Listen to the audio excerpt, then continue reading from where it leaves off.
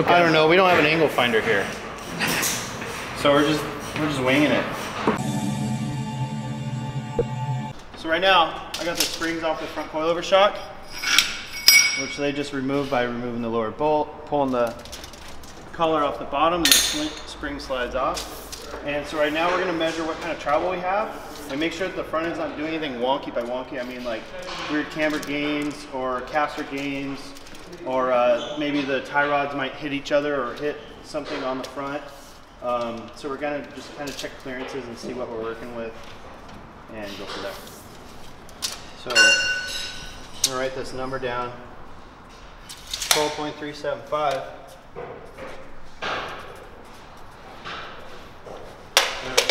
The old upsy daisy.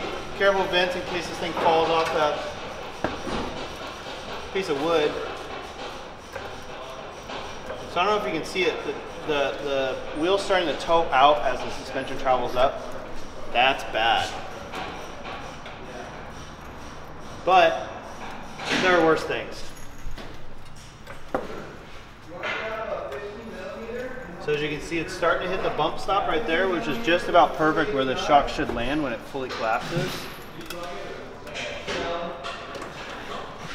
But we're almost there. It's actually looks a lot better than I assumed it would.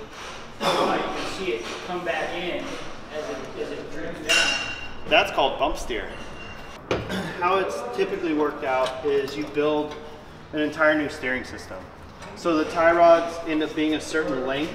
You can see how this one's real short. So this one's going to have a lot worse bump steer than the other side.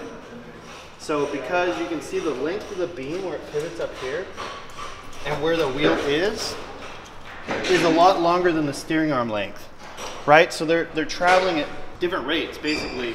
So it speeds up the toe and it has to go somewhere, so just move the wheel.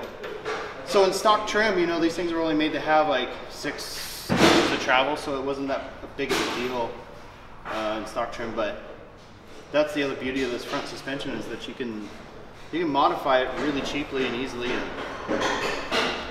do a little bit of bumps here. But it still gets you out there.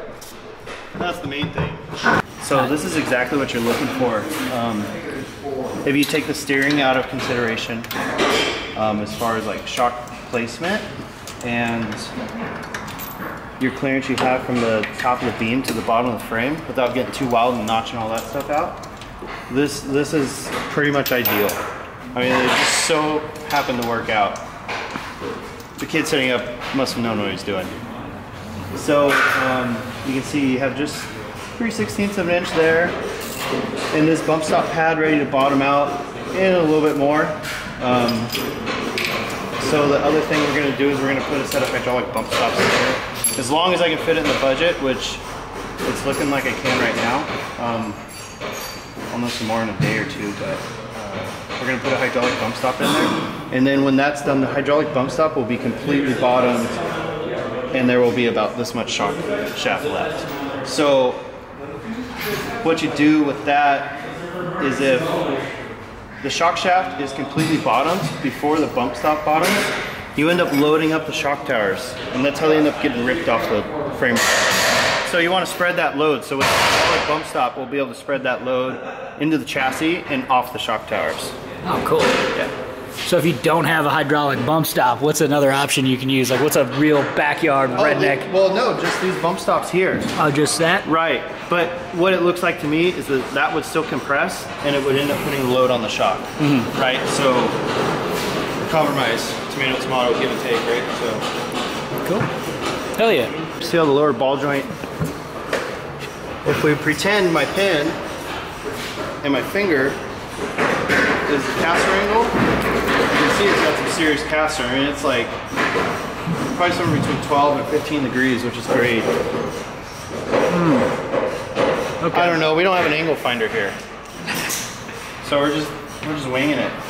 Hell yeah. So and then yeah, the U-joint angle looks good, which this is probably about the most extreme scenario.